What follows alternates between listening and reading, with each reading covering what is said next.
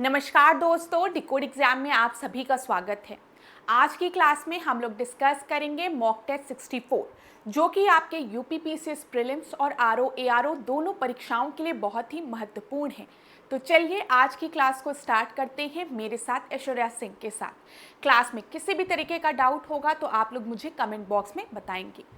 आज के सेशन को स्टार्ट करने से पहले थोड़ी सी इन्फॉर्मेशन मैं आप लोगों को देना चाहूँगी फाउंडेशन कोर्स के बारे में। ये जो फाउंडेशन कोर्स है ये हम लोग आप लोगों के लिए लेकर आए हैं यूपीपीसीएस 2025 बैच के लिए। यहाँ पर प्रीलिम्स और मेंस दोनों के सिलेबस को कवर किया जाएगा क्लास। जब मैं प्रीलिम्स की बात कर रही हूँ तो जीएस पेपर के साथ साथ CSAT plus current affair cover करवाई जाएगी और मेंस में आपके जीएस पेपर्स के साथ हिंदी और ऐसे पेपर भी इंक्लूडेड होगा। प्लस किस तरीके से आपको मेंस में आंसर्स को लिखना है ये भी प्रैक्टिस कराया जाएगा। फ्री टेस्ट सीरीज आपको प्रोवाइड कराई जाएगी, उसकी भी चिंता आप लोग नहीं करेंगे। जो नोट्स होंगी वो बाइलिंगुअल होंगी तो आपको किसी भी तरीके की दिक्कत नहीं होगी नोट्स को पढ़ने में भी। तो क्लास अगर इस कोर्स से रिलेटेड आपको कोई भी इंफॉर्मेशन चाहिए तो यहाँ पर आपको व्हाट्सएप नंबर दिख रहा होगा, इस पर आप कांटेक्ट कर सकते हैं। यहाँ पर आपको सारी इंफॉर्मेशन प्रोवाइड करा दी जाएगी। चलिए अब आज की क्लास का हम पहला प्रश्न देखते हैं। मैं एक चीज़ आपको सजेस्ट करूंगी कि जब भी आप क्लास में बैठिए, मॉक टेस्ट में बैठिए, तो अपने साथ एक नोटबुक और पेन लेके ज़रूर बैठिए। जो भी इंपॉर्टेंट पॉइंट्स क्लास में आपको बताए जाते हैं उनको नोट डाउन करते हुए चलिए। अब देखिए, ये जो प्रश्न है ये आपके UPPCS prelims, RO ARO plus कई और एग्जाम्स के लिए बहुत महत्वपूर्ण है।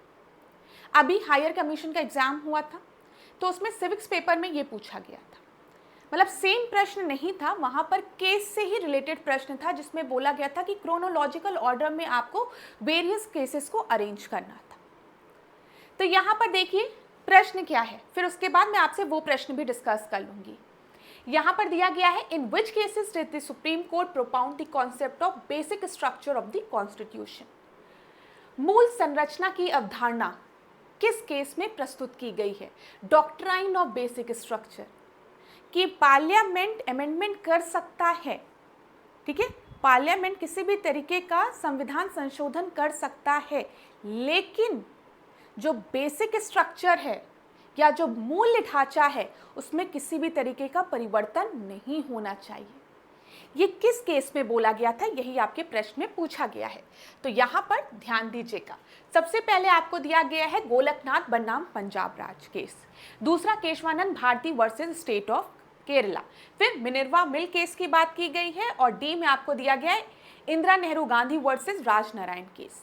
तो ए बी सी डी में से आपका सही उत्तर क्या होगा? यहाँ पर आप में से ज़्यादातर स्टूडेंट ने इसका आंसर दे लिया होगा। यहाँ पर जो सही चीज़ है वो आपका ऑप्शन नंबर बी है, ठीक है। ऑप्शन नंबर बी, जब हम केशवानंद भारती केस में की बात करते हैं तो यहाँ पर डॉक्ट्राइन ऑफ बेसिक स्ट्रक्चर की बात की गई थी कि पार्लियामेंट अमेंडमेंट कर सकता है, संविधान संशोधन कर सकता है, लेकिन संविधान संशोधन करते समय एक चीज़ ध्यान रखनी है, जो बेसिक स्ट्रक्चर है हमारे संविधान का, जो मूल ढांचा है, उसमें किसी भी तरीके का परिवर्तन नहीं होना चाहिए। ये याद रखिएगा। क्लियर है क्लास? चलो अब यहाँ पर आपका कई प्रश्न बनता है केसेस से रिलेटेड, उसको भी हम लोग डिस्कस कर लेते हैं। कुछ केसेस के नाम मैं लिखती हूँ और आप इनको क्रोनोलॉजिकल ऑर्डर में अरेंज करिएगा। कुछ केसेस के नाम मैं लिखने जा रही हूँ, आप इनको क्रोनोलॉजिकल ऑर्डर में अरेंज करिएगा कि कौन सा केस पहले आया है, कौन सा बाद में आया है। ये जो टॉपिक आज मैं आपसे डिस्कस कर रही हूँ ये आपकी परीक्षा के लिए बहुत महत्वपूर्ण है, ध्यान से सुनिएगा। यहाँ पर ध्यान दीजिएगा, सबसे पहले मैं लिखती हूँ शंकरी प्रसाद केस, शंकरी प्रसाद केस, ठीक है।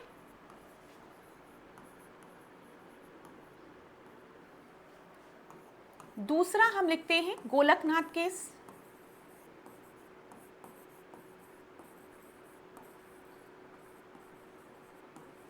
तीसरा केशवानंद भारती केस,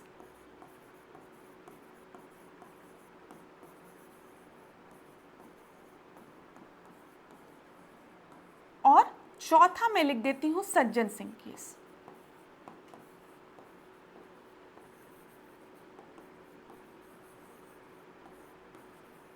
अब आपके एग्जाम में दिया जा सकता है कि आपको इन केसेस को क्रोनोलॉजिकल ऑर्डर में अरेंज करना है, तो अरेंज करिए। सबसे पहले अगर आप देखेंगे शंकरी प्रसाद केस जो है वो सबसे पहले आया है। कब आया है ये 1951 में आया है। 1951 में अगर आप बात करेंगे 1951 की, तो 1951 में फर्स्ट कॉन्स्टिट्यूशनल अमेंडमेंट भी हुआ था, पहला संवैधानिक संशोधन हुआ था, जिसके तहत 9th शेड्यूल को जोड़ा गया था, 9वीं अनुसूची को जोड़ा गया था और बोला गया था 9वीं अनुसूची में जो सब्जेक्ट्स रखे जाएंगे उनका जुडिशियल रिव्यू नहीं होगा। ठीक है, उनका जुडिशियल रिव्यू नहीं होगा जिनको भी 9th शेड्यूल में रख दिया गया, ये याद रखिएगा। गोलकनाथ केस की अगर हम बात करें तो ये आपका आया है 1967 में, और गोलकनाथ केस के पहले सज्जन सिंह केस आया है, ये याद रखिएगा, 1965 में। और केशवानंद भारती केस जिसमें कि हमने बेसिक स्ट्रक्चर की बात की है, डॉक्ट्राइन ऑफ बेसिक स्ट्रक्चर, वो आपका कब आया है 1973 में। अब आपको अगर इसे क्रोनोलॉजिकल ऑर्डर में अरेंज करना होता तो आप बताते सबसे पहले शंकरी प्रसाद केस आया है, फिर सज्जन सिंह केस आया है, फिर गोलकनाथ केस और उसके बाद केशवानंद भारती केस। तो 1, 4, 2, 3 आपका सही उत्तर है। क्लास इसी तरीके से प्रश्न आपके परीक्षा में बनते हैं और ध्यान से सुनते चलिएगा जो भी पॉइंट मैं आपको बताने जा रही हूँ। अब मैं इन केसेस के बारे में आपको थोड़ी जानकारी दूंगी ताकि अगर परीक्षा में क्रोनोलॉजिकल ऑर्डर को अरेंज करने के लिए ना देकर आपसे पूछ लिया जाए कि इन केसेस में सुप्रीम कोर्ट का डिसीजन क्या था, तो वो भी आपको पता हो। ठीक है, तो एक एक केस को आराम से सुनते हुए चलिएगा। सबसे पहले हम डिस्कस कर लेते हैं Shankari Prasad case versus union of India. ठीक है, ये 1951 में आया था।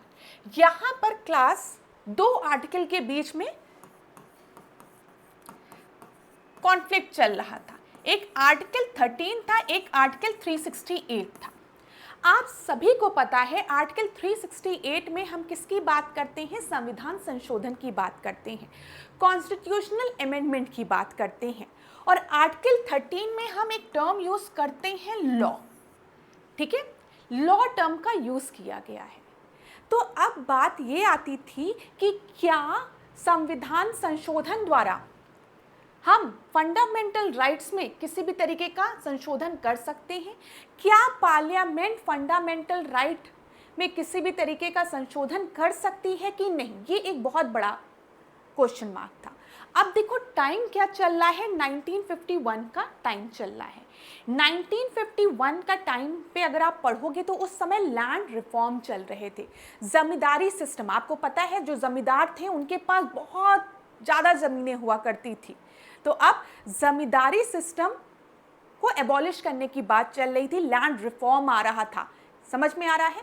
लेकिन जो जमींदार थे उनको ये लग रहा था कि राइट टू प्रॉपर्टी तो हमारा मौलिक अधिकार है, राइट टू प्रॉपर्टी तो हमारा मौलिक अधिकार है। आर्टिकल 19 और 31 को अगर हम देखेंगे तो राइट टू प्रॉपर्टी 1951 का समय है, अभी की बात नहीं कर रही हूँ। अब तो आप सभी को पता है कि राइट टू प्रॉपर्टी को हटा दिया गया है मौलिक अधिकारों में से। ठीक है, मौलिक फंडामेंटल राइट में से अब राइट टू प्रॉपर्टी नहीं है, ये आप सभी को पता है। लेकिन मैं 1951 की बात कर रही हूँ, उस समय राइट टू प्रॉपर्टी आपका मौलिक अधिकार था। तो किस तरीके से लैंड रिफॉर्म के थ्रू आप जमींदारों से उनकी ज़मीन हड़प सकते थे। तो जब जमींदारों से उनकी ज़मीन गवर्नमेंट ले रही थी तो उन्होंने कहा कि अरे राइट टू प्रॉपर्टी हमारा मौलिक अधिकार है और आप कैसे ज़मीन ले रहे हैं, समझ में आ रहा है। और सरकार क्या कर रही थी, लैंड रिफॉर्म ला रही थी, और लैंड रिफॉर्म को कोर्ट में चैलेंज ना किया जाए इसीलिए 9th शेड्यूल सरकार लेकर चली आई। फर्स्ट कॉन्स्टिट्यूशनल अमेंडमेंट किया गया 1951 में, और फर्स्ट कॉन्स्टिट्यूशनल अमेंडमेंट करके 9th शेड्यूल को हमारे संविधान में जोड़ा गया और बोला गया 9वीं अनुसूची में जो भी सब्जेक्ट्स रखे जाएंगे उनका कोई भी जुडिशियल रिव्यू नहीं होगा, उनका जुडिशियल रिव्यू नहीं होगा। समझ में आ रहा है, थोड़ा सा बैकग्राउंड क्लियर हो रहा है। तो यहाँ पर शंकरी प्रसाद इन्होंने क्या किया, ये गए कोर्ट में गए, इन्होंने कोर्ट का दरवाजा खटखटाया सुप्रीम कोर्ट का, और उन्होंने कहा कि ये कैसे हो सकता है, क्या पार्लियामेंट फंडामेंटल राइट्स को अमेंड कर सकती है, यहाँ पर जो लॉ दिया गया है आर्टिकल 13 में, उसमें क्या लिखा गया है कि कोई भी लॉ फंडामेंटल राइट का को वॉलेट नहीं कर सकता है, फंडामेंटल राइट के साथ छेड़छाड़ नहीं कर सकता है। तो पार्लियामेंट किस अधिकार से मेरा राइट टू प्रॉपर्टी अधिकार मुझसे वापस ले रही है, किस अधिकार से ये लैंड रिफॉर्म आ रही है? तो उस समय सुप्रीम कोर्ट ने क्या कहा कि ये जो लॉ यहाँ पर लिखा है ये एक ऑर्डिनरी लॉ के लिए लिखा है, यहाँ पे कॉन्स्टिट्यूशनल लॉ की बात नहीं की गई है। ठीक है, ये जो लॉ टर्म है ये कॉन्स्टिट्यूशनल पावर की यहाँ पर बात नहीं की गई है, या ये एक ऑर्डिनरी लॉ है। इसी वजह से हम कह सकते हैं यस, पार्लियामेंट के पास ये शक्ति है कि वो फंडामेंटल राइट को भी अमेंड कर सकती है। बस इतना याद रखिएगा। यहाँ पर ध्यान दीजिए क्लास, इशू क्या था, मैटर क्या था, क्या संसद मौलिक अधिकारों में संशोधन कर सकती है? सबसे बड़ा प्रश्न यही था उस समय, क्या मौलिक अधिकारों में संशोधन हो सकता है? फिर यहाँ पर जजमेंट में क्या आया कि हाँ, संसद संविधान के किसी भी भाग में संशोधन कर सकती है जिसमें मौलिक अधिकार भी शामिल हैं। समझ में आया? और इसका सिग्निफिकेंस क्या हुआ था? प्रथम संशोधन को वैध ठहराया गया और अनुच्छेद 368 के तहत संसद को पूरा अधिकार मिला। तो सुप्रीम कोर्ट ने यह जजमेंट दिया कि हाँ, पार्लियामेंट जो है वो कॉन्स्टिट्यूशनल अमेंडमेंट के थ्रू फंडामेंटल राइट में भी चेंजेस कर सकती है। बस इतना याद रखिएगा। मैंने आपको सिनेरियो बता दिया, 1951 का समय है। ठीक है, उस समय जमींदार हुआ करते थे, लैंड रिफॉर्म्स लाए जा रहे थे। तो सरकार ने क्या किया, फर्स्ट कॉन्स्टिट्यूशनल अमेंडमेंट एक्ट के तहत 9 शेड्यूल को जोड़ दिया और बोला 9 शेड्यूल में जितने भी लैंड रिफॉर्म से रिलेटेड लॉ मैं रख रहा हूँ, रखा जा रहा है, उसमें उसका कोई भी संविधान, उसका कोई भी जुडिशियल रिव्यू नहीं होगा। ये चीज याद रखिएगा, जुडिशियल रिव्यू नहीं होगा मतलब आप चैलेंज नहीं कर सकते हो, आप कोर्ट में नहीं जा सकते हो। लेकिन ये शंकरी प्रसाद जी गए, इन्होंने कहा कि अरे फंडामेंटल राइट्स में राइट टू प्रॉपर्टी आर्टिकल 19 और 31 में है, तो मेरे मौलिक अधिकार का वॉल्यूशन हो रहा है। और आर्टिकल 13 में बोला गया है कि कोई भी लॉ वॉलेट नहीं करेगा फंडामेंटल राइट्स को, तो ये तो गलत हो रहा है। तो बाद में सुप्रीम कोर्ट ने कहा कि नहीं, आर्टिकल 13 में जो लॉ है वो एक ऑर्डिनरी लॉ है, ये यहाँ पर कॉन्स्टिट्यूशनल अमेंडमेंट की बात नहीं की गई है। जो पार्लियामेंट है वो आर्टिकल 368 का यूज करके फंडामेंटल राइट में भी संशोधन कर सकता है। इतनी सी बात थी, यहाँ पे ये याद रखिएगा। हाँ, संसद संविधान के किसी भी भाग में संशोधन कर सकता है जिसमें मौलिक अधिकार भी शामिल है। ठीक है, चल अब यहीं पर हम दूसरे को देखते हैं, एक बार ध्यान से देखिएगा क्लास। चलिए दूसरा देखिए, यहां पर Sajjan Singh versus state of Rajasthan. यहां पर भी सेम चीज थी, यहां पर भी सेम चीज थी। यहां पर जो शंकरी प्रसाद केस में जो डिसीजन दिया गया था ना, उसी डिसीजन को रिअफर्म किया गया। ठीक है, उसी को देखिए, शंकरी प्रसाद का समर्थन किया गया, संसद मौलिक अधिकार में संशोधन कर सकती है, यहां पर भी बोला गया था। सेम चीज यहां पर बिहार के शंकरी प्रसाद जो थे वो चले गए थे। ठीक है, कि भाई मेरे मतलब फंडामेंटल राइट्स का हनन हो रहा है और वो सब चीजें लेकर। यहाँ पर सज्जन सिंह जो थे राजस्थान के, वो चले गए थे कोर्ट में कि गलत हो रहा है। यहाँ पर ये 17th अमेंडमेंट के अगेंस्ट थे। इन्होंने कहा 17th अमेंडमेंट जो किया गया है उससे कहीं ना कहीं जो राइट टू प्रॉपर्टी है उसकी वैधता कम हो रही है। तो कहीं ना कहीं ये राइट टू प्रॉपर्टी को लेकर ही सारा इशू चल रहा था। ठीक है, कि अगर आप हमें फंडामेंटल राइट में राइट टू प्रॉपर्टी दे रहे हैं तो आप कैसे हमारी जमीनों को जब्त कर सकते हैं, किस एक्ट के तहत आप लैंड रिफॉर्म के तहत हमारी जमीनों को हड़प सकते हैं। ये याद रखिएगा। यहाँ पर भी जो शंकरी प्रसाद वाले केस में जो डिसीजन दिया गया था कि हाँ, संसद कर सकती है, फंडामेंटल राइट में भी चेंजेस कर सकती है, उसको भी अमेंड कर सकती है, ये याद रखिएगा। चलो अब इसके बाद ईयर याद रखिएगा 1965 है। फिर Golaknath versus state of Punjab वाला केस आता है। यहाँ पर भी सेम चीज, सेम प्रश्न, तीनों में ही सेम प्रश्न है। ध्यान दीजिएगा, तीनों केसेस में सेम प्रश्न है, क्या पार्लियामेंट फंडामेंटल राइट्स को अमेंड कर सकती है? यही सेम प्रश्न आपका शंकरी प्रसाद में भी था, सज्जन सिंह केस 1965 में भी था, Golaknath versus state of Punjab 1967 में भी था, सेम चीज। ठीक है, यहां पर लेकिन जजमेंट में बदलाव आया। इन्होंने क्या कहा, सुप्रीम कोर्ट ने क्या कहा, नहीं, no, parliament can not amend the fundamental right. ये याद रखिएगा, यहां पर चेंज आ गया। जो पहला जो 2 डिसीजन था जिसमें अभी सुप्रीम कोर्ट बार बार कह रही थी कि हाँ पार्लियामेंट अमेंड कर सकती है फंडामेंटल राइट्स को, अब गोलकनाथ केस में उन्होंने क्या कह दिया, नहीं, संसद मौलिक अधिकारों में संशोधन नहीं कर सकती है। ये याद रखिएगा। अब पहली बार जो शिफ्ट हुआ, उस क्या शिफ्ट देखा गया, जो पार्लियामेंट की जो पावर थी, संसद की जो शक्ति थी, उसको सीमित करने की बात कही गई कि नहीं, संसद के पास एक सीमित शक्ति होनी चाहिए। और यही चीज आप देखेंगे जब 1973 में डॉक्ट्राइन ऑफ बेसिक स्ट्रक्चर की बात कर दी जाती है केशवानंद भारती केस में, तो वहां पर क्या कह दिया गया कि हाँ संविधान संशोधन तो कर सकती है, लेकिन जो बेसिक स्ट्रक्चर है, जो मूल ढांचा, उसमें किसी भी तरीके का परिवर्तन नहीं होना चाहिए। ये चीज याद रखिएगा। तो यहां पर क्लास अगर आप अपने दिमाग में इतना बना के चलेंगे, अगर थोड़ा सा देखिए, मैं आपको बताऊं, अभी मैं आपको पढ़ा रही हूं, आपको समझ में आ रहा है, ठीक है, लेकिन जब आप एग्जामिनेशन हॉल में बैठते हैं तो आपके दिमाग में रहता है कि गोलकनाथ केस था, कि पहले शंकरी प्रसाद था, कि सज्जन सिंह था, कि केशवानंद था, कि मिनर्वा मिल केस था। सब कंफ्यूजन हो जाती है। लेकिन जब आप इसको एक सीक्वेंस में समझेंगे तो आपके दिमाग में ये चीज बनी रहेगी।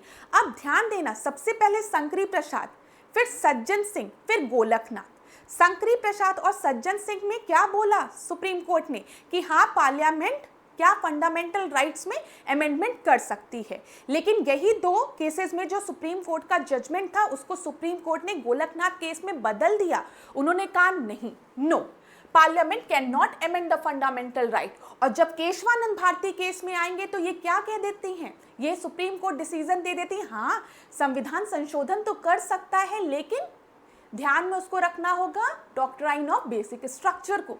तो इस तरीके से अगर आप समझेंगे तो आपके दिमाग में सीक्वेंस भी बना रहेगा और स्टोरी भी बनी रहेगी, ठीक है। तो यहाँ पर ध्यान दीजिएगा। चलिए अब यहाँ पर देखते हैं Keshavananda Bharati versus state of Kerala, जो मैंने आपको बता दिया 1973, ठीक है। इसमें क्या बोला गया, same question, can parliament amend any part of the constitution without the limit. क्या पार्लियामेंट की एक लिमिट नहीं होना चाहिए, ठीक है, होना चाहिए ना, ऐसा तो है नहीं कि संसद कुछ भी चाहे वो कर दे, ऐसा नहीं होना चाहिए ना। तो यही लिमिट के बारे में बात किया गया, और ये लिमिट क्या लगाई गई कि बेसिक स्ट्रक्चर जो है, जो मूल संरचना है, उसको नष्ट नहीं कर सकती है संसद, ठीक है। हाँ अमेंडमेंट कर सकती है, संविधान संशोधन कर सकती है, लेकिन बेसिक स्ट्रक्चर को नष्ट नहीं कर सकती है, याद रखिएगा। यहाँ पर ध्यान दीजिएगा, बेसिक स्ट्रक्चर पूरी तरीके से कहीं पर भी हमारे संविधान में डिफाइन नहीं किया गया है, ये याद रखिएगा। कहीं पर अगर आपको परीक्षा में प्रश्न दे दिया गया कि basic structure is well defined in our constitution, नहीं, ऐसा नहीं है। लेकिन हम मान के चलते हैं जैसे democracy, rule of law, judicial review, fundamental right etcetera, ये जो हैं ये बेसिक स्ट्रक्चर हैं हमारे संविधान की। अब इसके बाद एक मिनर्वा मिल केस भी देख लीजिए। मिनर्वा मिल जो थी, ये एक मिल थी, ठीक है। आपको पता है कि 1975 के समय नेशनल इमरजेंसी लगाई गई। 42nd कॉन्स्टिट्यूशनल अमेंडमेंट, जिसको कि मिनी संविधान भी कहते हैं, मिनी कॉन्स्टिट्यूशन भी कहते हैं, उसके तहत बहुत संविधान संशोधन किए गए थे। लेकिन ये संविधान संशोधन किस तरीके से किए गए थे कि हमारे केंद्र को मजबूत किया जा रहा था, जो पार्लियामेंट था उसको मजबूत किया जा रहा था, जुडिशरी को वीक किया जा रहा था। ये चीज तो सबको समझ में आता ही है जब हम 42nd कॉन्स्टिट्यूशनल अमेंडमेंट को पढ़ते हैं। तो केंद्र मजबूत किया गया था 42nd कॉन्स्टिट्यूशनल अमेंडमेंट एक्ट के तहत। तो यहाँ पर एक मिल थी जिसका कि नाम था मिनर्वा मिल, ठीक है। मिनर्वा मिल का राष्ट्रीयकरण कर दिया गया। ये एक प्राइवेट मिल थी जिसको कि कह दिया गया कि अब इसका राष्ट्रीयकरण हो गया, इसको नेशनलाइज कर दिया गया, ठीक है। तो मिनर्वा मिल चली गई सुप्रीम कोर्ट, उन्होंने कहा अरे ये एक प्राइवेट मिल है, आप इसका राष्ट्रीयकरण कैसे कर सकते हैं। अब आप खुद सोचिए, आपका घर है, खूब सुंदर आपने घर बनाया रहने के लिए, और अचानक से सरकार कहे ये तो सरकार की संपत्ति है, प्राइवेट संपत्ति नहीं, दुखी तो होगे ना, जाओगे ना कोर्ट में खट खट खट दरवाजा खटखटाने, न्याय की बात करने। तो मिनर्वा मिल केस में भी यही हुआ। तो जब ये वहां पर पहुंचे तो उन्होंने कहा कि राष्ट्रीयकरण कैसे हो गया, ये प्राइवेट मिल है। तो सरकार ने कहा कि डीपीएसपी में हमारा एक उद्देश्य है, ऑब्जेक्टिव है कि जो वर्कर्स हैं उनको एक अच्छा हेल्दी इन्वायरमेंट, वेजेस प्रोवाइड करना, इसी के तहत इसका राष्ट्रीयकरण कर दिया गया है। तो यहाँ पर ध्यान दीजिएगा कि इशू क्या था। 42nd कॉन्स्टिट्यूशनल अमेंडमेंट के तहत एक अनलिमिटेड पावर दे दी गई थी पार्लियामेंट के पास। ये बहुत बड़ा इशू उस समय था। 42nd संविधान संशोधन के तहत पार्लियामेंट, संसद को बहुत ही ज़्यादा मजबूत कर दिया गया था, उनके हाथ में अनलिमिटेड पावर सौंप दी गई थी। ये याद रखिएगा। जजमेंट ने क्या कहा? जजमेंट में कहा गया कि कुछ पार्ट्स जो 42nd कॉन्स्टिट्यूशनल अमेंडमेंट के हैं, सुप्रीम कोर्ट ने कहा उसको स्ट्रक डाउन करना पड़ेगा, ठीक है, उसको स्ट्रक डाउन करना है, और फंडामेंटल राइट और डीपीएसपी में एक बेसिक हार्मोनी स्टैब्लिश करना है।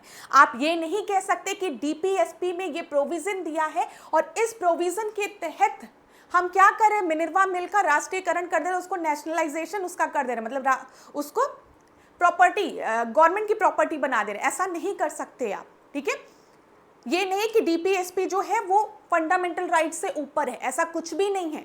एक बेसिक हार्मोनी, एक कॉइन के दो साइड है, डीपीएसपी और फंडामेंटल राइट, इसका ध्यान दीजिएगा। तो हार्मोनी स्टैब्लिश करने की बात यहां पर की गई। ये क्लियर है क्लास? तो मिनर्वा मिल केस थोड़ा बहुत समझ में आया।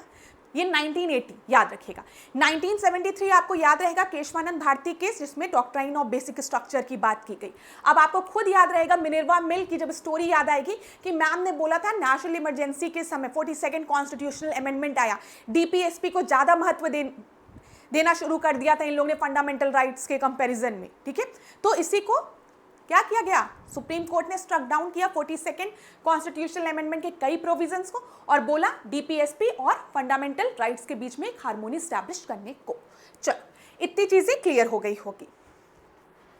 काफी लंबा एक्सप्लेनेशन हो गया है, आशा करती हूं आप लोगों को समझ में आया हो। देखो क्लास, मैं एक चीज आपको बताना चाहूंगी कि हम लोग पढ़ा रहे हैं कई साल से, ठीक है, पेपर देखते हैं और अब ये भी चीज़ समझ में आती है कि स्टूडेंट्स को कहाँ कन्फ्यूज़न होती है। ये जो केसेस वाले क्वेश्चंस होते हैं कभी भी फैकल्टी इसके बारे में स्टूडेंट्स को नहीं बताती हैं। वो बस बता देती है कि 1973 या 1965, 67, 1951 या 1980। तो जब वो बताते हैं तो आपके दिमाग में वो डेट याद रहता है, लेकिन जब आप एग्जामिनेशन हॉल में बैठते हो और बहुत सारी चीज़ें पढ़ के बैठते हो ना, तो एकदम एग्जैक्ट ईयर नहीं याद रहता है, ठीक है। लेकिन अगर आपको थोड़ा सा भी स्टोरी पता है ना, अब बताओ मिनर्वा मिल याद रहेगा ना कि क्या था, मिल था, ठीक है, तो ये तब आप थोड़ा सा उसको कोरिलेट कर पाते। नहीं, केशवानंद भारती के बाद था, 42nd कॉन्स्टिट्यूशनल अमेंडमेंट से रिलेटेड था, डीपीएसपी और उसके बारे में बोला गया, तो आप एलिमिनेट कर पाते हो।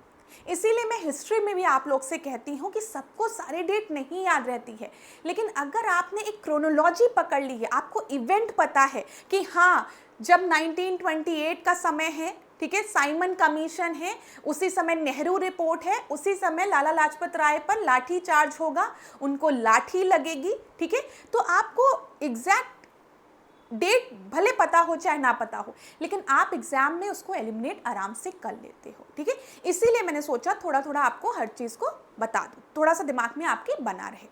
अब हम लोग दूसरे प्रश्न को देखते हैं। तो कहीं पर भी अगर किसी को ऐसा लगता है कि मैम ज़्यादा बता रहे हो तो वीडियो को फास्ट कर लिया करो, वो सब चीज़ें तो आप पे है ना, मोबाइल अपने अकॉर्डिंग चल रहा है, स्पीड बढ़ा लिया, स्पीड कम कर लिया, एक चीज़ को 2 बार सुन लिया, नहीं समझ में आया तो पॉज कर लिया, तो ये सब तो आप लोग इंटेलिजेंट हुई। चल, consider the following statement regarding the collegium system की बात यहाँ पर की गई। देखते हैं, it is mentioned in the constitution, दूसरा दिया गया है it involve only the executive and judicial appointment, और थर्ड दिया गया है it was evolve through supreme court judgement. तो बताइए यहाँ पर आपका सही उत्तर क्या है। देखिए, कॉलेजियम सिस्टम की जब प्रणाली की बात की जा रही है, क्या कॉलेजियम सिस्टम के बारे में हमारे संविधान में कहीं पर भी लिखा है? सोचिए, लिखा है क्या हमारे संविधान में? कहीं पर भी नहीं लिखा है, ठीक है। अगर लिखा होता तो आप लोग पढ़े जरूर होते, अपने पे विश्वास रखिए। दूसरा, it involve only the executive and judicial appointment, judicial appointment में खाली एग्जीक्यूटिव इन्वॉल्व होते हैं? नहीं, अभी मैं आपको बताती हूँ, अभी एक्सप्लेन करूंगी, रुको। It was evolve through the supreme court judgement, ये बिल्कुल सही है। तो कॉलेजियम सिस्टम जो है वो आपका इवॉल्व हुआ है, उसकी उत्पत्ति हुई है सुप्रीम कोर्ट के जजमेंट केस के तहत। तो यहाँ पर खाली आपका तीसरा सही है और उत्तर हो जाएगा सी, ठीक है। आप ध्यान देना, एक एक चीज सुनते हुए चलना क्लास। वैसे मैंने पहले के क्लासेस में भी आपको 3 जजेस केसेस के बारे में बताया है, लेकिन आज फिर मैं आपको एक बार रिवाइज कराने जा रही हूँ। देखो 3 जजेस केसेस में फर्स्ट जज केस है, फर्स्ट जज केस है, सेकेंड है और थर्ड जज केस है। पहला 1981 में है, फिर 1993 में, फिर 1998 में।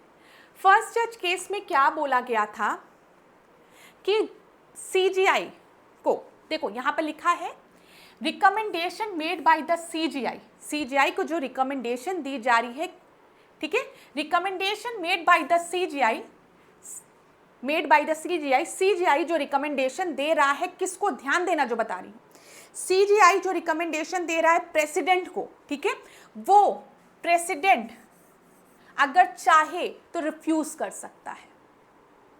सीजीआई है, चीफ जस्टिस है, ठीक है, उन्होंने जजेस के अपॉइंटमेंट से related, chief justice of India ने प्रेसिडेंट को कुछ रिकमेंडेशन दी, तो अब ये प्रेसिडेंट पे डिपेंड करता है कि वो सीजीआई के रिकमेंडेशन को एक्सेप्ट करे या फिर रिफ्यूज करे, यही, ठीक है। ये किसमें बोला गया था, फर्स्ट जज केस 1981 में, जिसको कि एसपी गुप्ता केस के नाम से भी हम जानते हैं। सेकेंड जज केस में क्या बोला गया,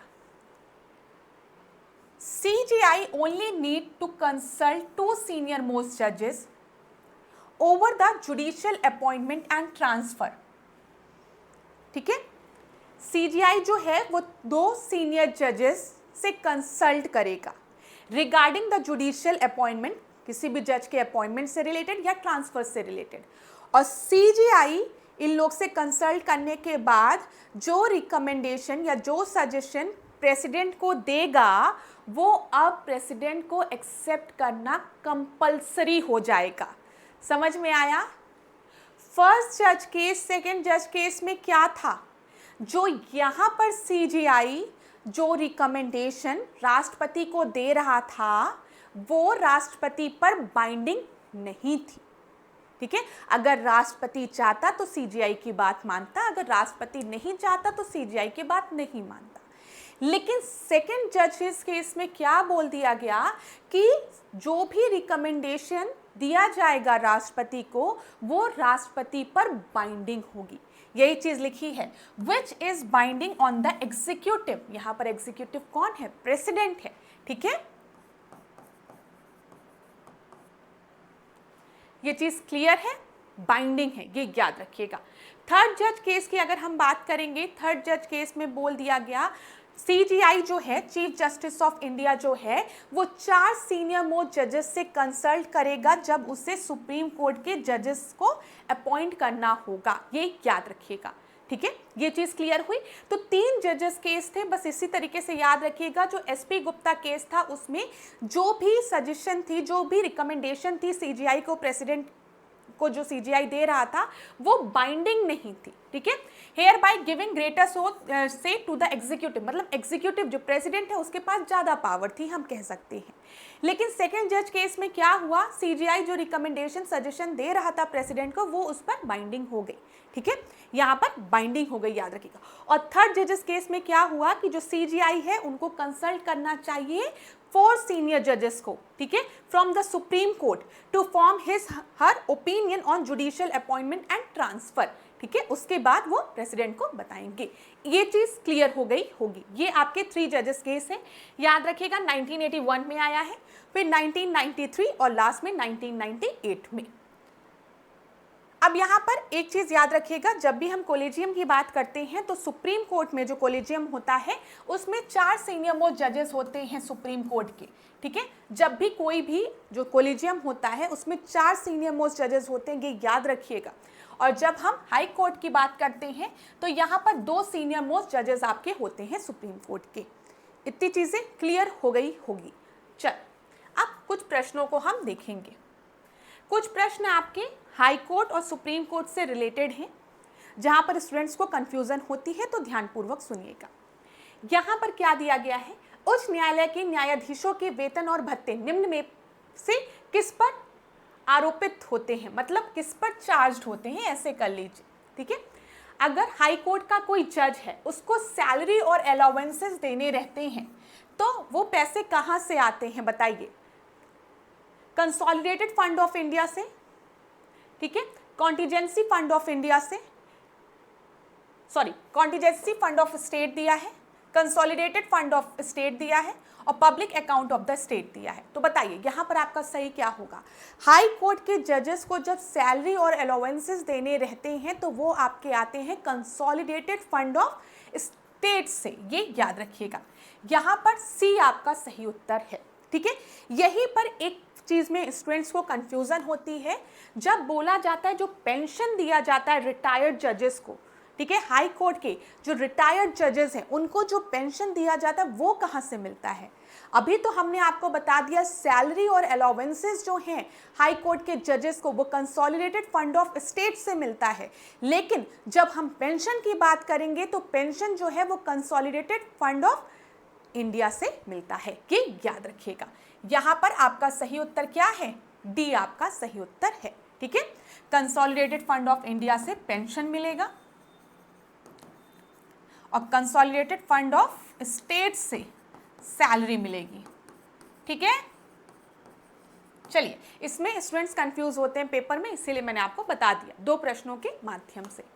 अगला देखते हैं क्या दिया गया है, ध्यान से देखिएगा class. Which article of the Constitution provide that the salary and allowances of High Court judges shall be charged on the consolidated fund of the state? मैंने अभी आपको बताया कि जो सैलरी है हाई कोर्ट के जजेस की वो उन्हें मिलती है कहाँ से, कंसोलिडेटेड फंड ऑफ स्टेट से। अब इसके बारे में किस आर्टिकल में दिया गया है बताइए।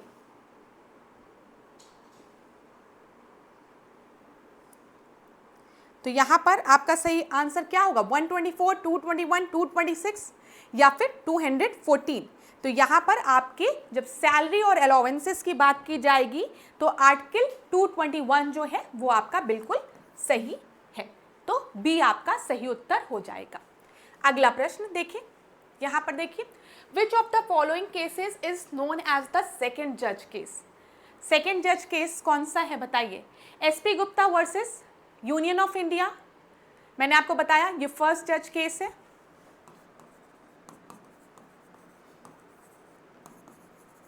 Supreme court advocates on record association versus union of India, ये जो है ये आपका सेकंड जज केस है, ठीक है। तो बी आपका सही उत्तर हो जाएगा। आगे बढ़ते हैं,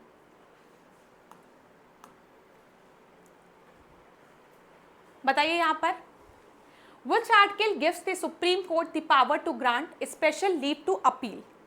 यहाँ पर आपका सही उत्तर क्या होगा, कौन सा अनुच्छेद सुप्रीम कोर्ट को विशेष अनुमति याचिका की शक्ति प्रदान करता है। तो सही उत्तर क्या होगा यहाँ पर ध्यान दीजिएगा, यहाँ पर आर्टिकल 136 आपका सही है। स्पेशल लीव पिटीशन की जब हम बात करेंगे, अपील की जब हम बात करेंगे, यहाँ पर ध्यान दीजिएगा, तो उसके बारे में आर्टिकल 136 में दिया गया है। अब देखिए एसएलपी है क्या, यहाँ पर स्पेशल लीव पिटीशन की अगर हम बात करें तो कई बार ऐसा हो सकता है जैसे कि आप हाई कोर्ट में गए अपने केस को लेकर, हाई कोर्ट ने रिजेक्ट कर दिया कि आपका केस हम सुनेंगे ही नहीं, तो उस कंडीशन में आप कहाँ अपील कर सकते हैं, सुप्रीम कोर्ट में। तो ये स्पेशल, अगर सुप्रीम कोर्ट चाहेगा तब आपका केस सुना जाएगा। ऐसा नहीं है कि आप सुप्रीम कोर्ट पहुंच गए तो सुप्रीम कोर्ट आपका केस सुनेगा ही, जरूरी नहीं है। सुप्रीम कोर्ट ने अगर आपके केस के बारे में स्टडी की और सुप्रीम कोर्ट को लगा कि नहीं सही बात है, इस केस को सुनना चाहिए, भले हाई कोर्ट ने रिजेक्ट कर दिया हो लेकिन हम सुनेंगे, तो वो आर्टिकल 136 का यूज करके एसएलपी के थ्रू उस केस को सुन सकता है। लेकिन यहाँ पर याद रखिएगा, यहाँ पर सुप्रीम कोर्ट के पास डिस्क्रिशनरी पावर होती है, अगर वो चाहेगा तभी केस को सुनेगा, कंपल्शन नहीं है सुप्रीम कोर्ट के पास, ठीक है। अगर कोई भी ऐसा केस है जिसको कि हाई कोर्ट ने या ट्रिब्यूनल्स ने रिजेक्ट कर दिया तो आप सुप्रीम कोर्ट के पास जा सकते हैं, लेकिन सुप्रीम कोर्ट के पास पावर है आर्टिकल 136 के तहत, अगर वो चाहे तो सुनेगा, नहीं चाहे तो वो भी रिजेक्ट कर सकता है। चलो आगे बढ़ते हैं, अगला प्रश्न हम देखते हैं यहाँ पर क्या दिया गया है। Which of the following statement about the chief justice of India is not correct, कौन सा करेक्ट नहीं है। CJI is appointed by the president, CJI can be removed by the impeachment, CJI recommendation is binding on president for the appointment of supreme court जजेस, the constitutional explicitly define the qualification of CJI। तो बताइए chief justice of India को कौन appoint करता है? President appoint करता है, राष्ट्रपति अपॉइंट करता है, राष्ट्रपति। तो बिल्कुल सही है, ठीक है। CGI can be removed through impeachment. हाँ, CGI को रिमूव किया जा सकता है, वो पूरा प्रोसेस दिया गया है सुप्रीम कोर्ट जजेस को रिमूव करने के लिए, ठीक है। CGI recommendation is binding on the president for appointment of supreme court जजेस। अभी थोड़ी देर पहले मैंने 3 जजेस केस में आपको बताया कि CGI का जो सजेशन होगा, जो रिकमेंडेशन होगा वो बाइंडिंग होगा, ठीक है, प्रेसिडेंट पे। ये भी बिल्कुल सही है। Constitution explicitly define the qualification of chief justice of India, ये आपका गलत है। हमारे संविधान को अगर आप पढ़ेंगे तो हमारे संविधान में सुप्रीम कोर्ट जजेस से की क्वालिफिकेशन की बात की गई है, लेकिन CGI की क्वालिफिकेशन की, कौन चीफ जस्टिस ऑफ इंडिया बनेगा, उसकी क्वालिफिकेशन की बात कहीं पर भी नहीं की गई है, याद रखिएगा। तो यहाँ पर कौन सा गलत है? डी आपका गलत है। ये चीज़ क्लियर है। अच्छा, वहाँ पे इम्पीचमेंट को अगर आप रिमूवल करना चाहो कि CGI कैन बी इम्पीच्ड, और आप लिख दो CGI कैन बी रिमूव्ड, ठीक है, ये याद रखिएगा, क्योंकि हमारे संविधान में इम्पीचमेंट शब्द ना खाली प्रेसिडेंट के लिए यूज़ किया गया है, राष्ट्रपति के लिए यूज़ किया गया आर्टिकल 61 में, उसमें कंफ्यूज मत होइएगा। लेकिन ये याद रखिएगा CGI के से रिलेटेड क्या क्वालिफिकेशन होना चाहिए, इसको कहीं पर भी मेंशन नहीं किया गया। हाँ, सुप्रीम कोर्ट के जजेस की क्या क्वालिफिकेशन होना चाहिए ये लिखा है हुआ है। चल अगला देखें, ध्यान दीजिएगा। Who appoint the chief justice of India? Chief justice of India को कौन अपॉइंट करता है? Prime minister, president, Lok Sabha speaker या वाइस प्रेसिडेंट? तो यहाँ पर आपका सही उत्तर क्या है? चीफ जस्टिस ऑफ इंडिया को प्रेसिडेंट अपॉइंट करता है, बी आपका सही उत्तर है। आगे बढ़े, इस प्रश्न को आप ध्यान से देखिए, क्या दिया गया है। Which article of Indian Constitution deal with the establishment of the Supreme Court? ठीक है, सुप्रीम कोर्ट के स्टैब्लिशमेंट से रिलेटेड कौन सा आर्टिकल है? आज की क्लास का सबसे आसान प्रश्न है। कौन सा अनुच्छेद है? तो अनुच्छेद 124 है, आर्टिकल 124 है, ठीक है, ये आपका सही उत्तर है। आगे बढ़ते हैं, जो आसान प्रश्न है उसको जल्दी जल्दी डिस्कस करते हैं। इस प्रश्न को देखो, क्या दिया गया है। What is the retirement age of Supreme Court judges in India? Supreme court के जजेस की रिटायरमेंट एज क्या है? 60, 62, 65 या फिर 70? तो यहाँ पर ध्यान रखिएगा, सुप्रीम कोर्ट के जजेस की रिटायरमेंट एज 65 है। जब हम हाई कोर्ट के जजेस की बात करते हैं तो वो 62 है। अगला प्रश्न क्या दिया गया है यहाँ पर? ध्यान से देखिएगा क्लास, थोड़ी सी स्क्रीन आपकी ब्लर हो रही है तो 2 मिनट रुकते हैं।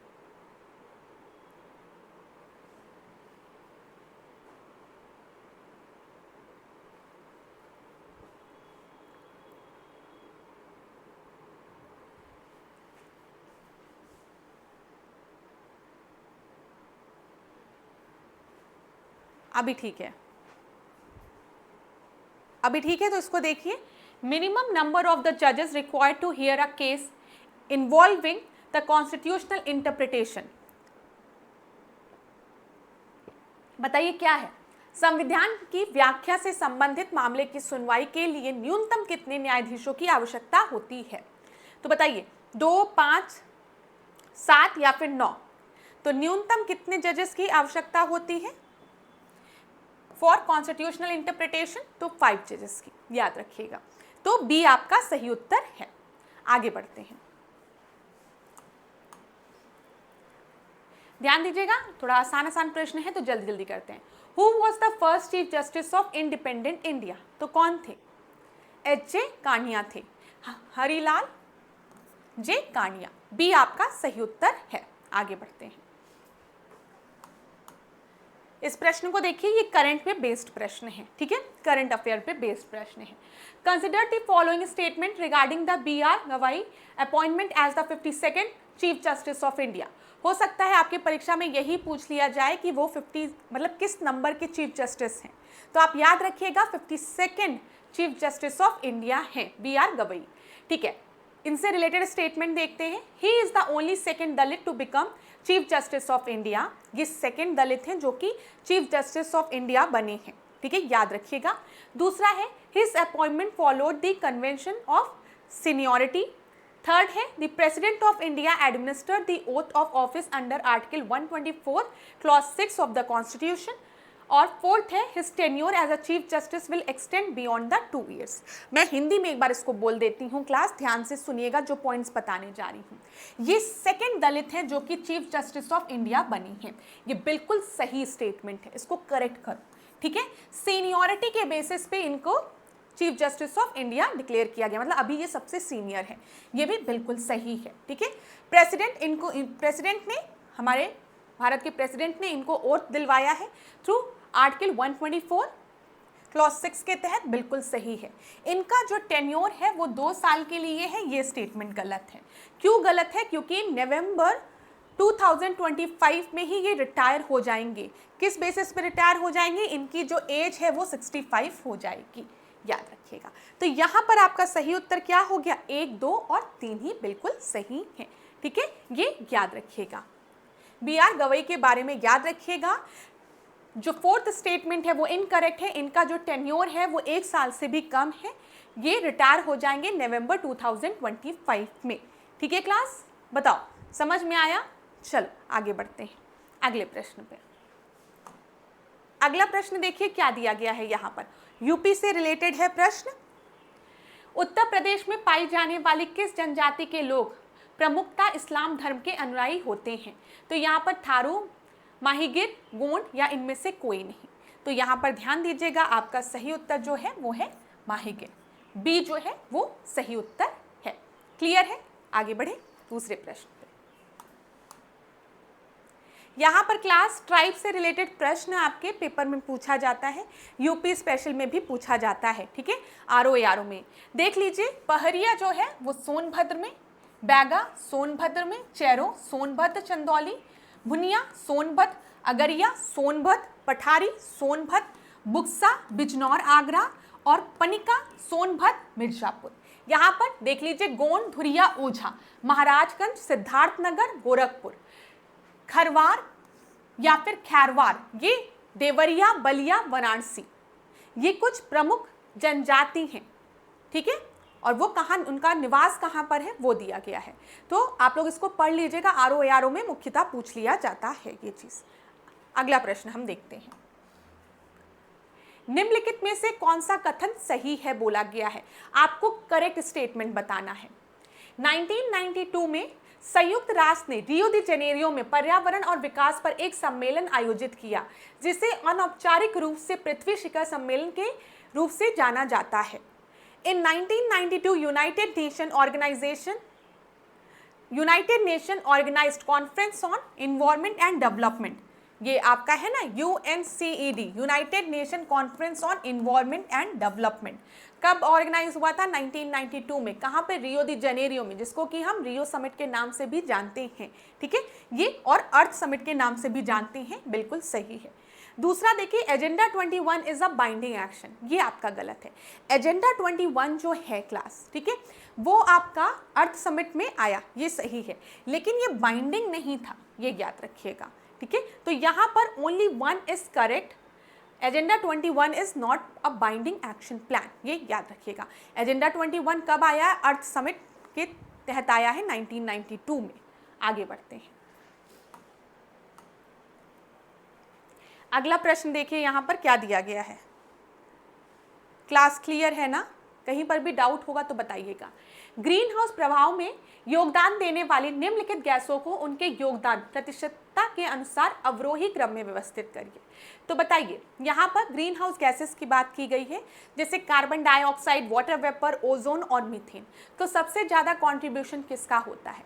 ये प्रश्न आपके परीक्षा में पूछा जाएगा तो ज़्यादातर स्टूडेंट गलत लगा के आएंगे, क्योंकि जैसे ही ग्रीन हाउस गैसेस की बात आती है स्टूडेंट्स के दिमाग में आता है सबसे बड़ा कॉन्ट्रीब्यूशन कार्बन डाइऑक्साइड का है, जो कि गलत है। यहाँ पर याद रखिएगा, कार्बन डाइऑक्साइड से ज़्यादा प्रभाव जो है वो वाटर वेपर का होता है। तो वाटर वेपर सबसे पहले होगा, उसके बाद कार्बन डाइऑक्साइड होगा, फिर मीथेन होगा, फिर ओजोन होगा।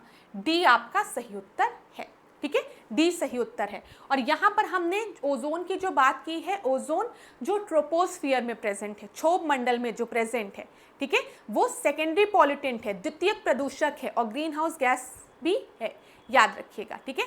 हम हम समताप मंडल वाले, स्ट्रैटोस्फीयर वाले ओजोन लेयर की बात नहीं कर रहे हैं जो कि हमें पैराबैग्नी किरणों से बचा रहा है। हम यहाँ पर ट्रोपोस्फीयर में, क्षोभ मंडल में जो ओजोन गैस प्रेजेंट है उसको हम पॉल्यूटेंट कह रहे हैं, द्वितीयक प्रदूषक कह रहे हैं, जो कि ग्रीन हाउस गैसेस की कैटेगरी में भी आती है। ठीक है, चलो, तो ये चीज़ क्लियर हो गई होगी।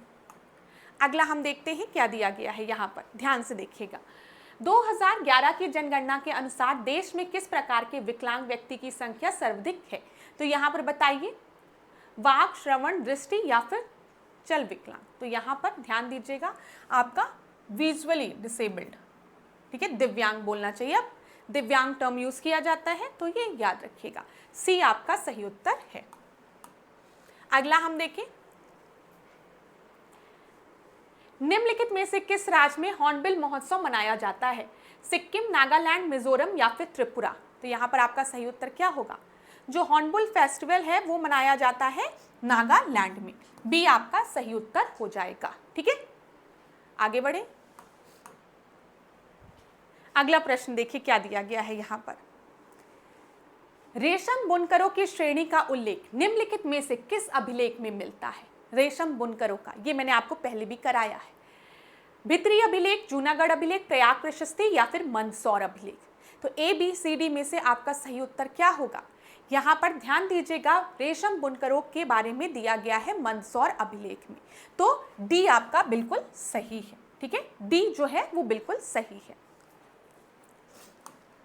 यहाँ पर देख लीजिए क्लास, अभिलेख से रिलेटेड प्रश्न आपके परीक्षा के लिए महत्वपूर्ण है, तो एक बार रिवाइज कर लीजिए। हाथी गुम्फा अभिलेख की बात करेंगे तो कलिंगराज खारवेल से रिलेटेड है। जूनागढ़ अभिलेख रुद्र दामन से, ठीक है। नासिक अभिलेख गौतमी बलश्री से। प्रयाग प्रशस्ति समुद्रगुप्त से। एहोल अभिलेख जो है पुलकेशिन द्वितीय से। मंदसौर मालवा नरेश यशोवर्मन। ग्वालियर अभिलेख प्रतिहार नरेश भोज से रिलेटेड है। भित्री एवं जूनागढ़ अभिलेख जो है वो स्कंदगुप्त से, और देवपाड़ा अभिलेख जो है वो विजयसेन से रिलेटेड है। इसको अगर आप स्क्रीनशॉट लेना चाहें तो ले लीजिए। इंस्क्रिप्शन से रिलेटेड प्रश्न आपकी परीक्षा में बनती हैं। मैं थोड़ा सा साइड में हो जाती हूँ, तब तक मैं पानी पी लेती हूँ जब तक आप लोग स्क्रीनशॉट लेंगे। चलिए,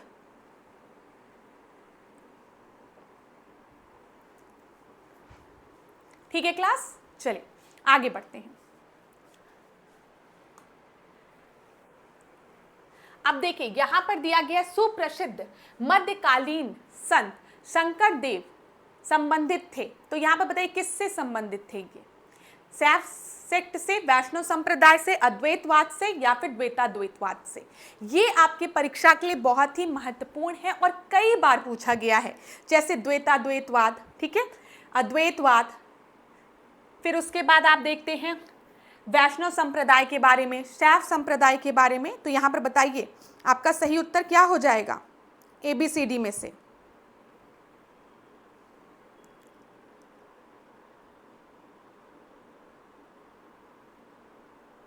तो यहाँ पर आपका जो सही उत्तर है, शंकर देव जो है वो आपके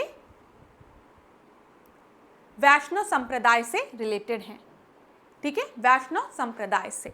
तो बी आपका सही उत्तर है। यहां पर देख लीजिए, हम इसको एक बार देख लेते हैं। शंकर देव मध्यकालीन असम के महान धार्मिक व सामाजिक सुधारक थे। इनके संदेश में विष्णु या उनके अवतार कृष्ण की भक्ति पर केंद्रित है, ठीक है। इनकी शिक्षा का सार एकेश्वरवाद है। इनके द्वारा स्थापित संप्रदाय एक शरण संप्रदाय के नाम से भी जाना जाता है। अब देखिए, जब हम श्री संप्रदाय की बात करते हैं तो रामानुजाचार्य इससे रिलेटेड हैं, जिसे कि हम विशिष्ट द्वैतवाद भी कहते हैं। द्वैतवाद माधवाचार्य, याद होगा। शुद्ध द्वैतवाद की जब हम बात करेंगे तो विष्णु स्वामी, ठीक है, निम्बकाचार्य, द्वैताद्वैतवाद। इसका स्क्रीनशॉट ले लीजिएगा क्लास, आप लोग इसको आराम से पढ़ लीजिएगा, ठीक है। चलो आगे बढ़ते हैं अगले प्रश्न पे। सल्तनत काल में प्रचलित जो शब्द है इदरार, वो किससे रिलेटेड है बताइए? एक प्रकार का धार्मिक कर था, अन्य देशों के साथ व्यापार की एक निर्यात वस्तु थी, विद्वानों व धार्मिक लोगों को दी जाने वाली आर्थिक सहायता थी, इमारतों के निर्माण करने वाले के संबंध में प्रयुक्त होता था। तो बताइए इदरार शब्द किस चीज के लिए प्रयोग किया जाता था? ठीक है। तो इदरार की जब हम बात करते हैं तो ये विद्वानों और धार्मिक लोगों को दिए जाने वाला आर्थिक सहायता थी, ठीक है। तो सी आपका सही उत्तर है। Financial assistance was given to the scholar and religious people, तो यहाँ पर सी सही उत्तर होगा। देख लीजिए क्लास, सदका की बात करेंगे। सदका धार्मिक कर होता था। वक्फ जो है वो धार्मिक कार्य के लिए सुरक्षित की जाने वाली संपत्ति अथवा भूमि होती थी। मसाहत की बात करेंगे तो भूमि के पैमाइश के लिए मसाहत शब्द का प्रयोग किया जाता था। मिल्क जो है विद्वानों को धार्मिक कार्यों के लिए प्रदान की जाने वाली भूमि थी। यहाँ पे इदरार की बात करेंगे तो धार्मिक लोगों को दी जाने वाली आर्थिक सहायता थी और ये भूमि थी विद्वानों व धार्मिक कार्यों के लिए प्रदान की जाने वाली भूमि। तो मिल्क और इदरार में कंफ्यूज मत होइएगा। मैमार की बात करेंगे, इमारतों का निर्माण करने वाले को मैमार कहा जाता था। ये भी प्रश्न मैंने पहले आपको कराया है, अगर आप लोग ढंग से नोट कर रहे होंगे तो। चलो आगे पढ़ते हैं। मैच करना है आपको, ठीक है। यहाँ पर गीता रहस्य दिया है बाल गंगाधर तिलक। गीता रहस्य बाल गंगाधर तिलक द्वारा ही लिखी गई है। इसमें इन्होंने निष्काम कर्म की बात की है ना, कर्म किए जा फल की इच्छा मत कर रे इंसान, तो कर्म करते जाओ फल की इच्छा मत करो, निष्काम कर्म की बात इन्होंने की है। तो ये बिल्कुल सही है, बाल गंगाधर तिलक द्वारा लिखी गई है। इंडिया डिवाइडेड डॉक्टर राजेंद्र प्रसाद द्वारा लिखी गई है, ठीक है। आपको पता है भारत का विभाजन होता है पाकिस्तान और भारत में, और फिर माउंटबेटन प्लान उस समय आता है, तो उसी से नाखुश हैं राजेंद्र प्रसाद, लिखते हैं इंडिया डिवाइडेड में। अनहैप्पी इंडिया लाला लाजपत राय, जब साइमन कमीशन आता है और लाठी चार्ज भी उसी समय होता है और लाला लाजपत राय को लाठी भी लगती है, ठीक है। तो साइमन कमीशन से रिलेटेड अनहैप्पी इंडिया में लाला लाजपत राय ने लिखा है। अभ्युदय की अगर हम बात करेंगे तो ये केशव चंद्र सेन से रिलेटेड नहीं है, ये मदन मोहन मालवीय से रिलेटेड है। तो यहाँ पर आपका कौन सा करेक्टली मैच नहीं है, सी आपका करेक्टली मैच नहीं है, ठीक है। आगे बढ़ते हैं। यहाँ पर कुछ इंपॉर्टेंट बुक्स को देख लेते हैं जो कि आपकी परीक्षा की दृष्टि से महत्वपूर्ण है। Abhyudaya leader Hindustan Madan Mohan Malviya, Indian mirror माम बोधनी Keshav Chandra Sen, independent Motilal Nehru, comrade Hamdard Mohammad Ali Jinnah, Vande Mataram life divine Savitri Aurobindo Ghosh, a nation in making Surendra Nath Banerjee, young India Harijan Navjivan Hind Swaraj Mahatma Gandhi, Samvad Kaumudi कई बार पूछा गया राजा राम मोहन रॉय, ठीक है। सोम प्रकाश ईश्वर चंद्र विद्यासागर, अमृत बाजार पत्रिका, ये सब कई बार परीक्षा में पूछा गया। शिशिर कुमार घोष, ठीक है। Discovery of India Jawaharlal Nehru, ठीक है। Indian unrest sir Valentine Shirol, और इंडियन अनरेस्ट में ही फादर ऑफ अनरेस्ट इंडिया किसे इन्होंने बोला था, वेलेंटाइन शिरोल ने बाल गंगाधर तिलक को बोला था। और इसी को केस को लड़ने के लिए बाल गंगाधर तिलक चले भी जाते हैं बाद में, ठीक है, ये याद रखिएगा। इंडिया फॉर इंडियंस, तो यहाँ पे Chittaranjan Das. Poverty and un British rule in India, drain theory किसके द्वारा, Dadabhai Naoroji, grand old man of India. Unhappy India Lala Lajpat Rai, the revolutionary Sachin Nath Sanyal, free Hindustan Taraknath Das, India divided doctor Rajendra Prasad, Bhawani Mandir Barind Kumar Ghosh. तो अगर आप इसका स्क्रीनशॉट लेना चाहें तो स्क्रीनशॉट भी ले सकते हैं। चलिए आगे बढ़ते हैं।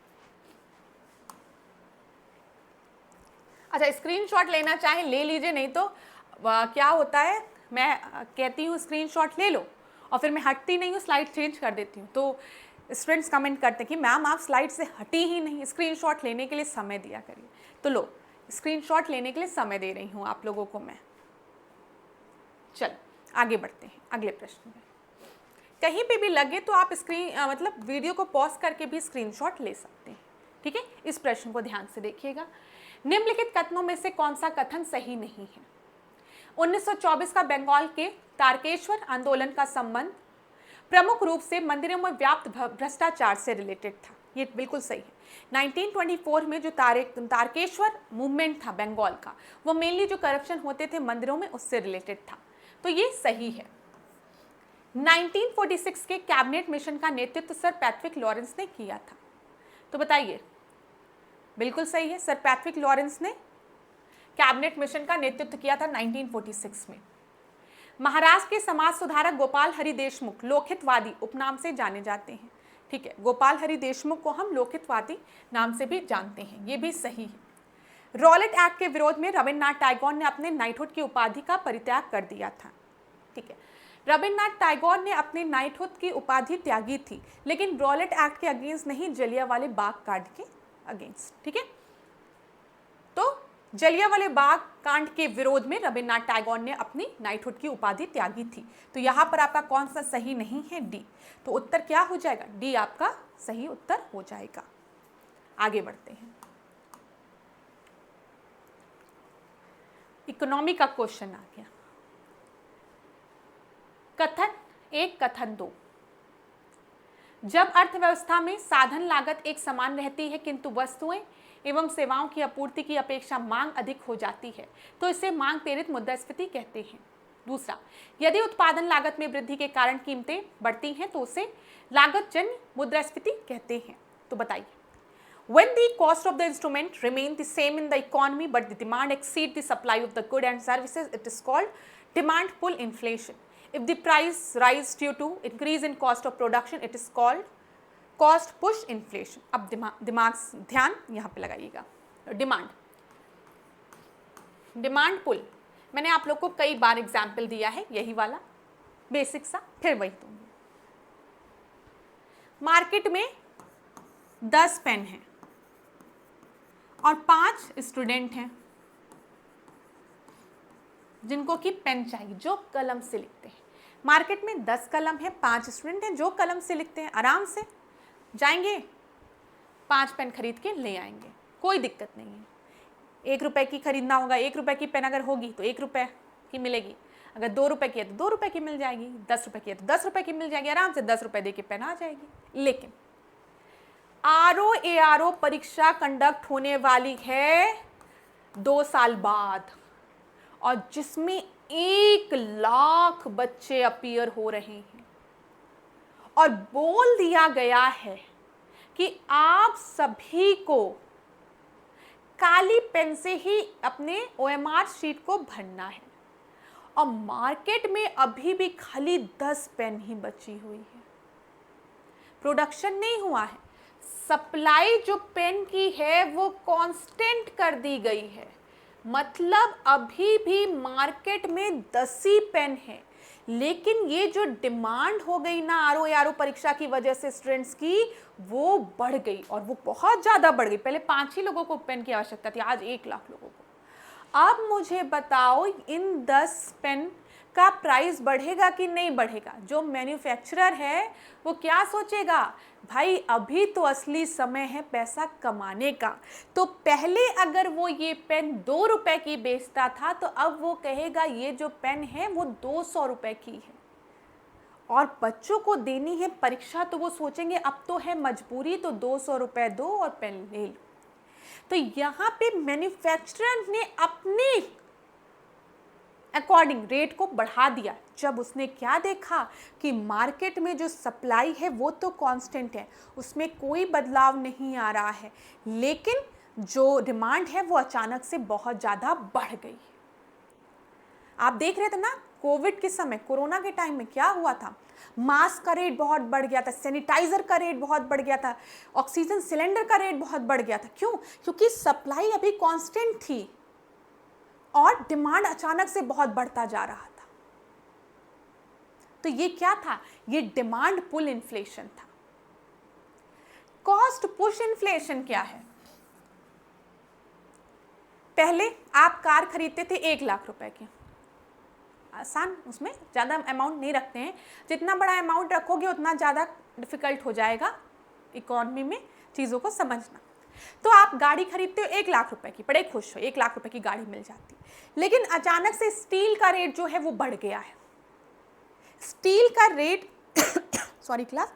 स्टील का रेट बढ़ने के कारण से जो कॉस्ट ऑफ प्रोडक्शन है, जो उस गाड़ी को बनाने में जो लागत लग रही, जो पैसे लग रहे हैं, वो भी बढ़ गया। अब 1.5 लाख की गाड़ी बन के तैयार है।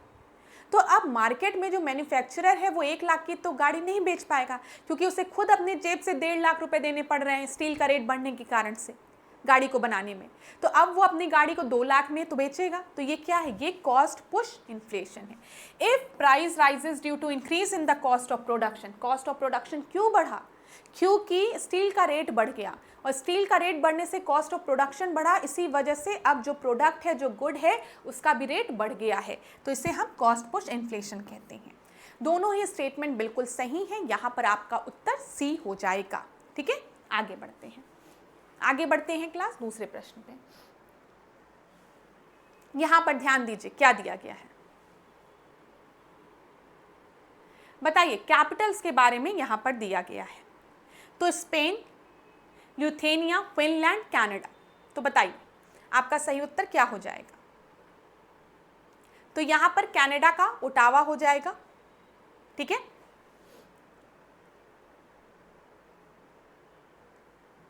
सबसे आसान वाला पहले मार्क करती हूं। कनाडा का ओटावा हो जाएगा। तो डी का फर्स्ट 2 जगह दिया गया है। फिर देखें, स्पेन की बात करेंगे तो स्पेन का विल्नस हो जाएगा, नहीं मैड्रिड होगा स्पेन का, मैड्रिड। ए का थर्ड 2 जगह दिया गया है। यहाँ पे अगर हम देखें हमारा ए सही होगा। ल्यूथेनिया की बात करेंगे तो विल्नस हो जाएगा। फिनलैंड की बात करेंगे तो हेलसिंकी हो जाएगा। ठीक है, तो ए आपका सही उत्तर है। ये भी आसान सा प्रश्न है, थोड़ा सा समय दीजिए, हो जाएगा। ये आसान था। ठीक है, अगला देखते हैं। कौन सी एक विशेषता धारवाड़ क्रम की चट्टानों की नहीं है? तो देखिए, ये चट्टानें भारत में पाई जाने वाली चट्टानों में आर्थिक दृष्टि से सबसे महत्वपूर्ण है। देश की लगभग सभी प्रमुख धातुएं इन्हीं चट्टानों में पाई जाती हैं। ये आर्किन क्रम के प्राथमिक चट्टानों के अपर्दन व निक्षेपण से बनी परतदार चट्टानें होती हैं। भारत का 90 से अधिक कोयला इन्हीं चट्टानों में मिलता है। अब धारवाड़ चट्टानें हैं, आपको पता है। आर्चियन चट्टानें की जब हम बात करते हैं आर्चियन रॉक्स की, तो आर्चियन रॉक्स के इरोजन और डिपोजिशन के कारण आपकी धारवाड़ चट्टानें बनती हैं। ये क्लियर है ना? आर्किन के बाद धारवाड़ चट्टानें आती हैं। अगर हम देखें आर्कियन जो धारवाड़ चट्टानें हैं ये मिनरल्स के लिए फेमस है ना। यहाँ पे फॉसिल्स नहीं पाए जाते हैं। फॉसिल्स की बात जब हम करते हैं तो हम गोंडवाना चट्टानों की बात करते हैं, इसलिए कहते हैं गोंडवाना चट्टानों में 90% कोयला पाया जाता है, ना कि धारवाड़ में तो फॉसिल्स है ही नहीं आपके। तो ये स्टेटमेंट आपका गलत हो गया। ये मोर देन 90 भारत का 90 से अधिक कोयला इन्हीं चट्टानों से मिलता है, ये गलत है। कोयला जो है हमें गोंडवाना की चट्टानों से मिलता है, ना कि धारवाड़ की। तो यहाँ पर डी आपका सही उत्तर है। अगला प्रश्न, सुंदरी वृक्ष की लकड़ी का उपयोग कागज व लुगदी बनाने में होता है। दूसरा है, सागौन की लकड़ी का उपयोग रेलवे, वैगन, जहाज और फर्नीचर बनाने में होता है। तो आप सभी को पता है सागौन की लकड़ियाँ बहुत महंगी होती हैं। लोग अपने घर में भी सागौन की खिड़की दरवाजा लगवाते हैं। फर्नीचर की बात करते हैं तो रेलवे, वैगन, शिप और फर्नीचर में सागौन का यूज़ होता है। लेकिन जब हम सुंदरी वृक्ष की बात करते हैं तो इसका यूज़ पेपर या पल्प बनाने में नहीं होता है। तो यहाँ पे करेक्ट स्टेटमेंट चुनना है, तो आपका करेक्ट स्टेटमेंट खाली 2 होगा। ठीक है क्लास, पढ़ने के लिए समय चाहिए था, थोड़ा सा जल्दी बता दिया आंसर। अगले प्रश्न में समय दूंगी। देखो, सुंदरी वृक्ष गंगा के डेल्टा के बहुतायत में पाए जाते हैं। इनकी लकड़ी जो होती है वो कठोर होती है और ठोस होती है। इसीलिए सुंदरी वृक्ष की लकड़ियों का प्रयोग किस लिए किया जाता है? कुर्सियाँ, मेज, खंबे बनाने के लिए। ठीक है, इसकी लकड़ी का उपयोग कागज या लुगदी बनाने में नहीं होता है, क्योंकि कठोर लकड़ी होती है। चलो बताओ, एक तरफ पर्यटन स्थल दिए गए हैं, दूसरी तरफ राज्य दिया गया है। चक्राता, हफलांग, कलिपोंग, कुफरी। चक्राता उत्तराखंड में है, हफलॉन्ग असम में, कलिपोंग पश्चिम बंगाल में, कुफरी हिमाचल प्रदेश। सही उत्तर क्या है? सी। चक्राता उत्तराखंड, हफलॉन्ग असम, कलिम्पोंग पश्चिम बंगाल और कुफरी हिमाचल प्रदेश। निम्नलिखित युग्मों पर विचार करिए, कौन सा सही सुमेलित नहीं है बोला गया, कौन सा करेक्टली मैच नहीं है बोला गया है।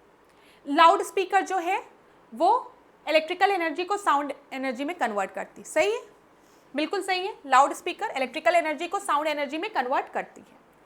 सितार जो है मैकेनिकल एनर्जी को इलेक्ट्रिकल एनर्जी में नहीं, सितार जो है वो मैकेनिकल एनर्जी को साउंड एनर्जी में कन्वर्ट करता है।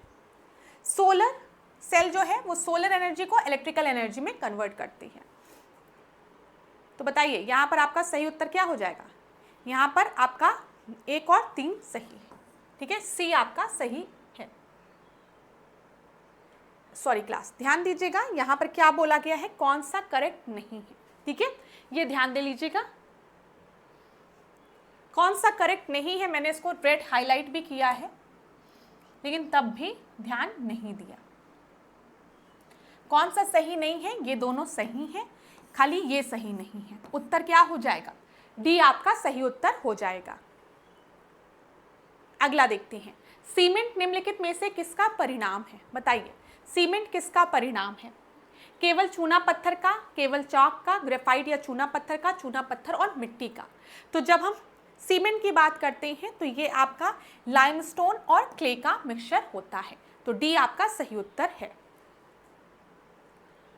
निम्नलिखित में से कौन सी एक पॉलीसेक्राइड सकरा नहीं है, तो बताइए पॉलीसेक्राइड कौन सा नहीं है।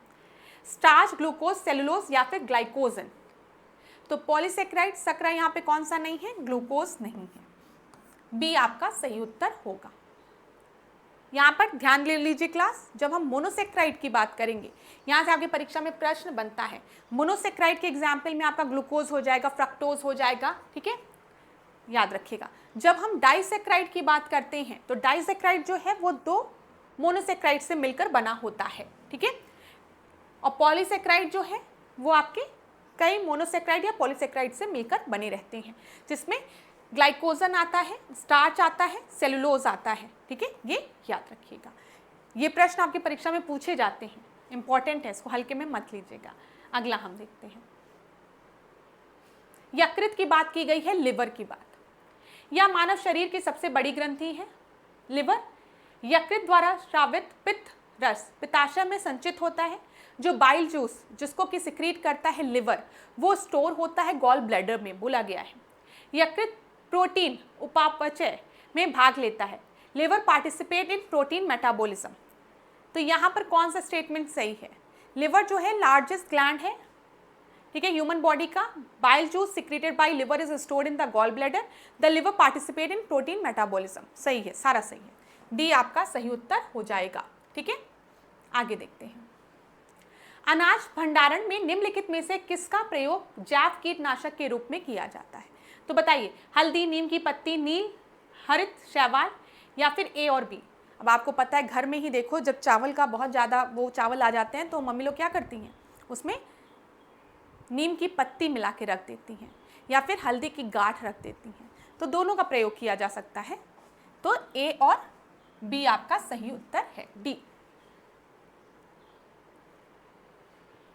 निम्नलिखित में से किन मामलों में राज्यसभा की शक्ति और पद लोकसभा से असमान है, ठीक है, असमान है बोला गया, ध्यान दीजिएगा। राज्यसभा केवल बजट पर चर्चा कर सकती है परंतु अनुदान की मांग पर मत नहीं दे सकती है, ये बिल्कुल सही है। राज्यसभा जो है वो बजट को डिस्कस कर सकती है लेकिन vote on the demand for grants पर वोट नहीं दे सकती है, डिमांड फॉर ग्रांट्स पे वोट नहीं दे सकती है, याद रखिएगा। राष्ट्रीय आपातकाल की उद्घोषणा की समाप्ति के लिए विधेयक केवल राज्यसभा में पारित किया जाता है, बिल्कुल गलत है। जो विधेयक जो है, जब अ bill for the abolition of proclamation of national emergency can be passed only in Rajya Sabha, नहीं, गलत है, लोकसभा, ये गलत है। तो यहाँ पर आपका सही उत्तर क्या हो जाएगा, केवल एक, ठीक है क्लास। चलो, यहाँ पर एक तरफ आपको संघ राज दिए गए हैं, दूसरी तरफ आपको उच्च न्यायालय दिए गए हैं। तो बताइए, लक्षद्वीप, पुडुचेरी, अंडमान निकोबार, दमन दीव एवं दादर एंड नागर हवेली। कल की क्लास में हम लोग ने डिस्कस किया था अंडमान निकोबार, और मैंने आपको बताया था अंडमान निकोबार का जो है बेंच वो कहाँ पर है, वो कोलकाता उच्च न्यायालय में है, तो सी का सेकंड 2 जगह दिया गया है, ठीक है। फिर लक्षद्वीप, पुडुचेरी और दमन और दीव दिया गया है। तो बताइए, इसके बाद जब हम लक्षद्वीप की बात करेंगे तो लक्षद्वीप का केरला हाई कोर्ट में, ठीक है। पुडुचेरी की बात हम करेंगे तो यहाँ पर चेन्नई में, अंडमान निकोबार की कोलकाता में, और दमन दीव की अगर हम देखेंगे मुंबई में। तो यहाँ पर सही उत्तर क्या हो जाएगा? डी आपका सही उत्तर हो जाएगा। तो thank you so much class. आज के सेशन का ये आखिरी प्रश्न था। नेक्स्ट क्लास में हम मिलेंगे नए प्रश्नों के साथ। आज की क्लास आपको कैसी लगी कमेंट बॉक्स में ज़रूर बताइएगा, और किसी भी टॉपिक में कहीं पे भी अगर आपको प्रॉब्लम होती है तो वो भी आप मुझे कमेंट बॉक्स में बता सकते हैं। आशा करती हूँ आप लोगों की पढ़ाई अच्छी चल रही हो। खूब पढ़िए, खूब आगे बढ़िए। कहीं पर भी दिक्कत होगी तो कमेंट बॉक्स में बताइएगा। इसी के साथ आज के लेक्चर को एंड करते हैं। मेरे साथ ऐश्वर्या सिंह के साथ डिकोड एग्जाम के साथ बने रहिए। खूब पढ़िए, खूब आगे बढ़िए। धन्यवाद class. Thank you so much.